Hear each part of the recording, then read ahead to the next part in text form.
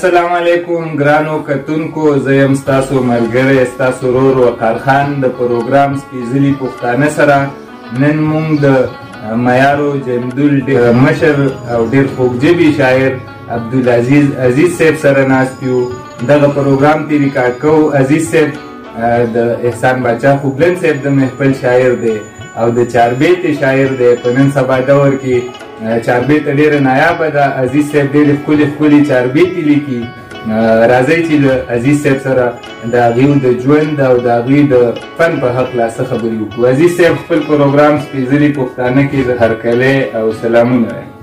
ډېره مننه وقار خان. وعلیکم سلام. زه ستاسو ډېره شکریا ادا کوم. تاسو به دومره مصروفه وخت موږ وخت راکړو او خپلو مینوالو ته مخامخ کړو. زه د ټولو اورېدونکو د کتونکو ټولو شکریا ادا کوم او ستاسو د ټیم هم ټول.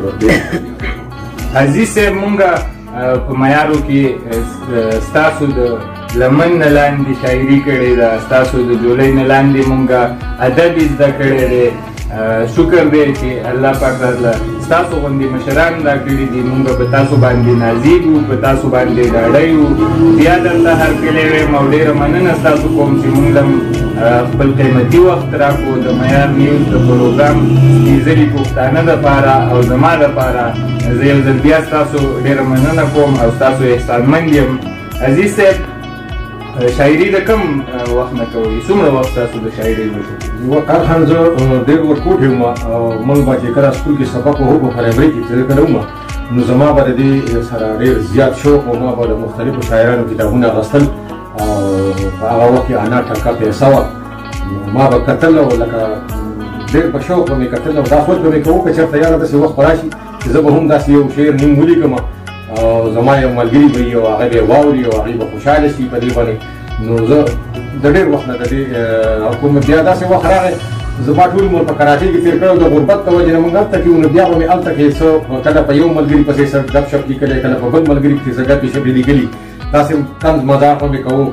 بیا که بې په د الله پاک رحم بیا ورو په دې کې زه لږ وچلېدم او بیا به مې د مختلفو شاعرانو کوم کلام چې به ما په ټیپ باندې واورېدو نو په هغې طرز او په هغې باندې به ما ډېر لیکل کول.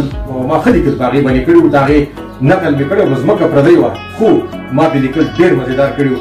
بیا چې کله زه د کراچۍ نه خپل کلي ته رالم نو احسان باچا خوبلن صاحب الله دې وبخي دا زموږ د محلې و او زما نه ډېر بې انتهایي مشر و. هغه به زما هغه سره چې کله ما نزدېکت شروع کړو نو هغه به زما ډېر زیات قدر کوو او دې میدان ته زه راویستلم. نو زه د هغه ډېر شکریا ادا کوم او الله دې بخښنه وکړي.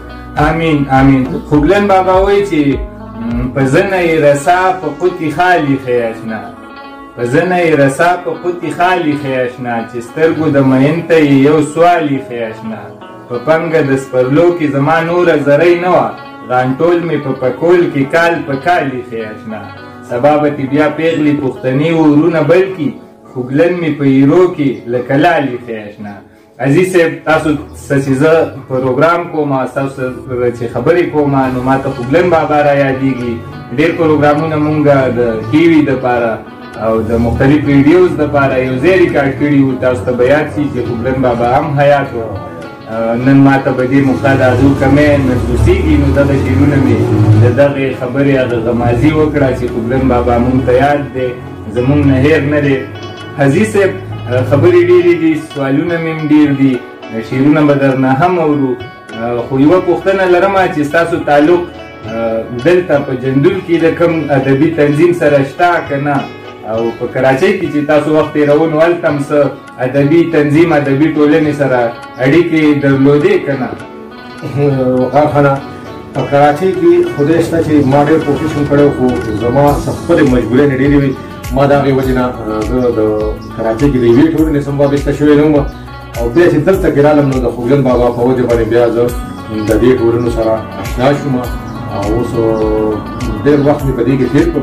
اوس د جندول د دیر پښتو ادبي ټولنې ملګری یم او د هغوی سره په دې تنظیم کې انشاءالله چې روان دی نو خدمت کوو څومره چې زمانه کې ډېر ښه عزیز صاحب. الله دې تاسو ته طاقت درکړي، الله دې وس درکړي چې د ژبې دغه شان خدمت وکړئ. عزیز صاحب څو شعرونه که مینوالو ته ووایې خپل غزل، نظم، چاربیته که چاربیتې در سره څه وي نو ډېر خوند به وکړي.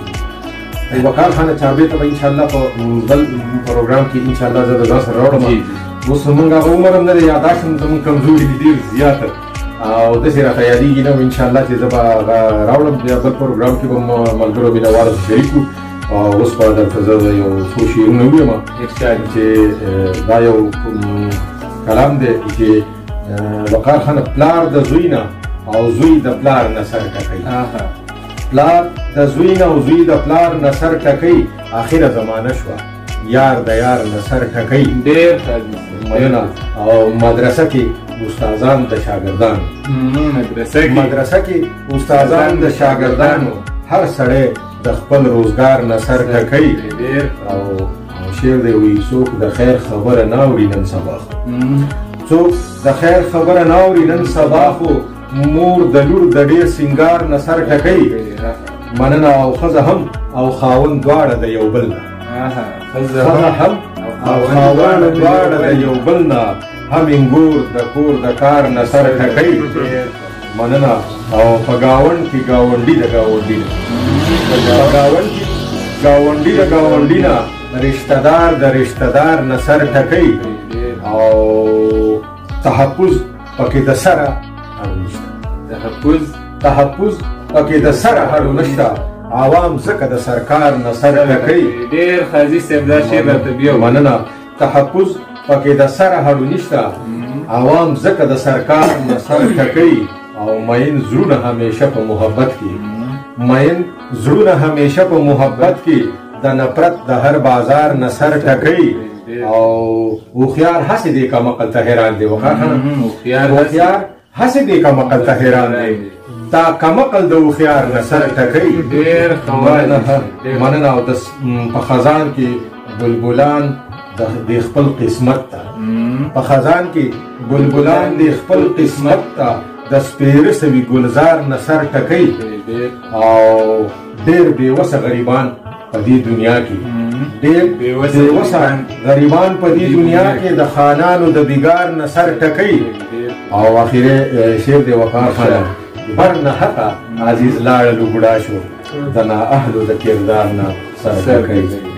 ډېر قاضي صاحب ډېر معاشرتي نظم او د معاشري د هر کردار عکاسي پکې شوې وه. ډېر عزیز صاحب غزل که راته بله م ووایې نو ښه به وي، ځکه چې مینوال زمونږ د شعرونو مینوال دي، خبرې به هم کوو، خو په غزل راته ووایې نو ښه به وي.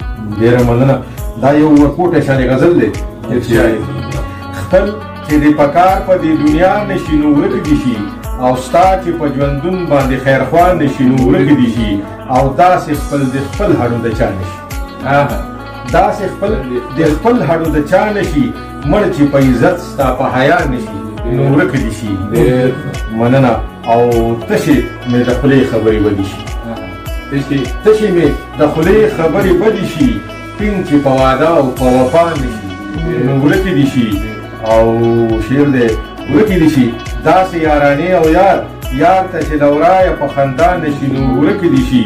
او اخرې بند دی چې مه چېړه عزیزه نورې مه چېړه، مه چېړه عزیزه نورې مه چېړه، بس د غیر غمازو چې جدا نشي نو ورک دي شي. ډېر قاضي صاحب ډېر ښه. الله دې څوک نه ورکوي عزیز صاحب، او دغې باندې امین نه شو ویلی. خیر دی، الله پاک دې په سمه لار کړي. عزیز صاحب ډېر خوند نن پروګرام وکړو. ډېره مننه ستاسو چې مونږ هم دومره خپل قیمتي وخت راکړو. بیا به مونږ ستاسو خواله درځو او بیا به ستاسو سره مرکې ریکارډ کوو. عزیز صاحب الله دې تاسو له ژوند درکړي. د پروګرام په اخره کې عزیز صاحب راته یو نظم ووایي او مینوالو ته که څه پیغام ورکوئ نو هغه را سره هم شریک کړئ. ډېره مننه وقار خانه. نظم د ستاسو زه ستاسو سره شریک یم د مینوالو سره. نظم دی چې تر څو چې مونږ توبهګار نشو، تر څو چې مونږ توبهګار نشو او روان په سمه نیغه لار نشو، او د محمد په دین قربان چې نشو، او خطا بیدار هم د سبحان چې نشو، نو خود به د دین نه جدا کېږو مونږه، په دې دنیا کې به خوارېږو مونږه. مونږ په دنیا کې خپل مولا هېر کړی، مونږ جناب رسول الله هېر کړی، مونږ د غیرو رواجونه کوو، مونږ د دین خلاف همیش کارونه کوو. ظلم ته ظلم چا ویلی نه دی، ظالم په بدو چا ستایلی نه دی، چې د کشمیر سیمه آزاده نشي، نړۍ چې سمه توبهګاره نشي، نو دغه وایرس او مرضونه به وي، نور قسمه قسم عذابونه به وي. مننه.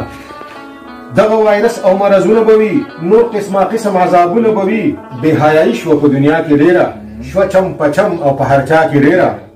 نو ځکه په مونږ د عذاب راغلی، خبرداری د رب وهاب راغلی، او دا خو د دغې برکت دی، ځکه چې مسلمان په ضلالت دی. ځکه ډېر مننه. ځکه په مونږ د عذاب راغلی، خبرداری د رب وهاب راغلی، دا خو د دغې برکت دی، ځکه چې مسلمان په ضلالت دی. ځکه ژوندون زمونږ په غلامۍ کې تیر شو، خوار او ذلیله دنیاګۍ کې تیر شو. مونږ د دین په دشمنانو پسې روان یو، تل په یهودیانو پسې. ځکه خو مونږ یو برباد په دنیا، هسې دا وایو چې یو ښاد په دنیا. مننه. ځکه خو مونږ یو برباد په دنیا، هسې دا وایو چې یو ښاد په دنیا، تر څو چې مونږ صادقان نشو خو، او هم چې سوچه مسلمانان نشو خو، نو داسې بخوار داسې ذلیله به یو، او د نظر لرې د کریمه به یو. داسې بخوار داسې ذلیله به یو، د نظر لرې د کریمه به یو. د هر طرف نه عذابونه به وي، هم لا علاج مرضونه به وي. هسې د خولې په توبو کار نه کېږي، کرکه زمونږ د اغیار نه کېږي. په خپل اعمالو لږ نظر پکار دی، صفا زړګی او صفا ځیګر پکار دی. مونږ د دین په خادمانو پسې کوو خبرې عالمانو پسې، نو دغه ایمان او دغه اسلام دی زمونږ. ځکه خو سکون آرام دی زمونږ. مونږ انګریزي تعلیم له زور ورکړی، مونږ دشمن له لاس ضرور ورکړی. مونږ قرآن او کلمه پرېښې ده، مونږ د دین هره شعبه پرېښې ده. نو غاړه چې ورنه کړو قرآن له مونږه، نو جواب به څنګه ورکړو سبحان له مونږه. مننه. غاړه چې ورنه کړو قرآن له مونږه، نو جواب به څنګه ورکړو سبحان له مونږه. په صداقت چې توبهګار نه شو مونږ، د مصیبت نه به اوزګار نه شو مونږ. کله طوفان کله تیارې به راځي، کله وایرس او زلزلې به راځي. عزیزه خیر د رب نه غواړه همیش، ورته په چغو چغو جاړه همیش. ډېره مننه، ډېره مننه، ډېره مننه ستاسو. آخره کې مینهوالو ته زه دا پیغام ورکوم چې یو موټی، یو بدن، یو لاس، یوه خوله او یوه ژبه شي، نو زمونږ به پښتو ژبې ته څومره زمونږ وس کېږي چې دې له مونږ ودې ورکړو، دې له مونږ ترقي ورکړو. څنګه چې مونږ د انګریزي ژبې له په هر ځای کې ترقي ورکړې ده، بغیر د انګریزۍ نه زمونږ څه کار نه کېږي. او مونږ ولې داسې نه کوو چې دا خپله ژبه په هغې باندې لازمي کړو، چې هغې هم دې ژبې له هم څه ترقي ورکړي که نه. څنګه چې د هغوی ژبې له مونږ ترقي ورکوو، زمونږ حکمرانان، زمونږ مشران د هغوی نه بغیر د چا کار نه کېږي د هغې ژبې نه. نو چې که مونږ داسې وکړو چې مونږ د خپلې ژبې له کم سے کم دومره ترقي خو ورکړو چې په خپله خو ویلی هم شو، په خپله لیکلی هم شو، په خپله پرې پوهېږو هم. خپل بچي، خپل اولاد، خپل چمګاون، خپل وروڼه، خپله پښتونخوا، دا ټول خو په دې باندې راواړو او په دې ته مایل کړو. ډیره مننه عزیز صاحب، ډیر ښه پیغام تاسو مینوالو له ورکو. ډیر ښکلی نظم هم راته ووایو، ډیر سبق آموز او معاشرتي نظم و.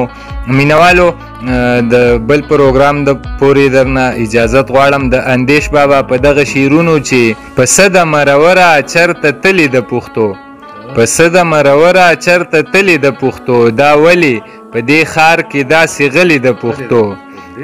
هم اورو هم وایو نه یې لیکو نه یې لولو، هم اورو هم وایو نه یې لیکو نه یې لولو، مونږ څه په ناشنا ډول منلې د پښتو.